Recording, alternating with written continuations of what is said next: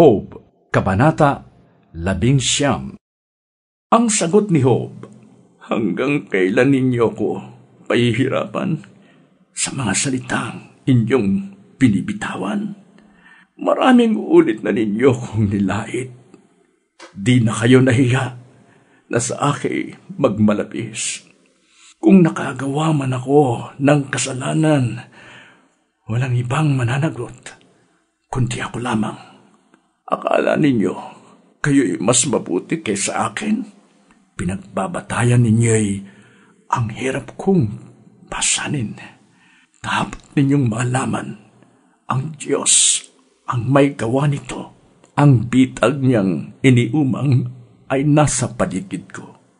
Tumututol ako sa ganitong karahasan, ngunit walang nakikinig sa sigaw kong katarungan. Hinarangan ng Diyos ang aking daraanan, binalot niya ng dilim ang landas kong lalakaran. Inalis niyang lahat ang aking kayamanan. Sinira pa niya ang aking karangalan. Saan man ako bumaling, ako'y kanyang pinapalo. Parang punong pinunot, pag-asa ko'y natutuyo. Matindi ang galit ng Diyos sa akin. Isang kaaway ang sa akin kanyang turing. Ang hukbo niya ay tinipon at ako ay kinubkob. Ang aking tahanan ay kanilang sinakop. Ang mga kapatid ko'y pinalayo niya sa akin. Mga dating kakilala, hindi na ako pinapansin.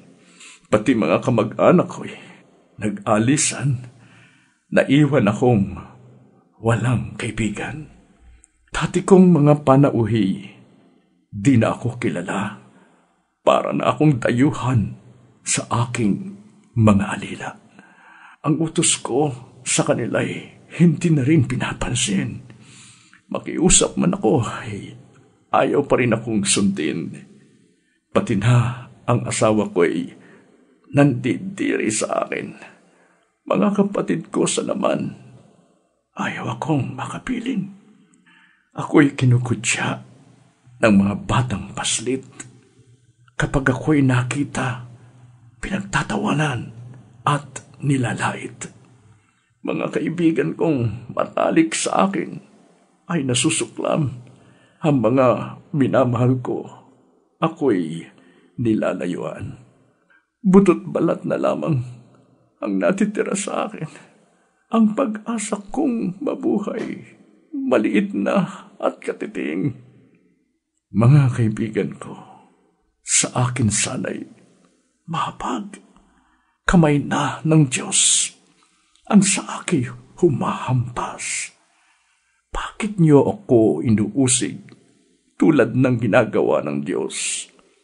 Di pa ba kayo masaya sa kahirapan kong lubos?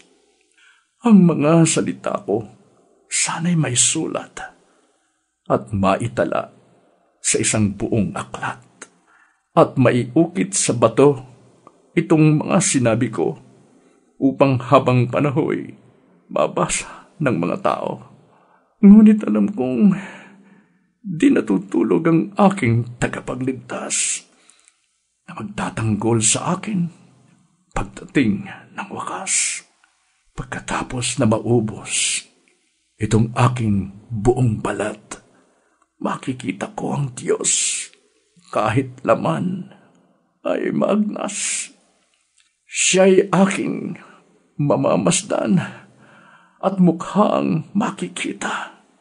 Siya'y makikilala nitong aking mga mata.